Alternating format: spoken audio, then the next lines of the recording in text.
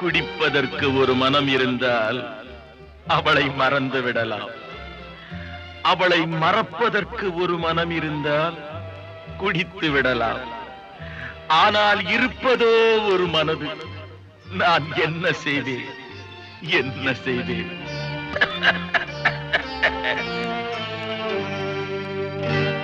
இரண்டு மனம் வேண்டும், இறைவனிடம் கேட்டேன்.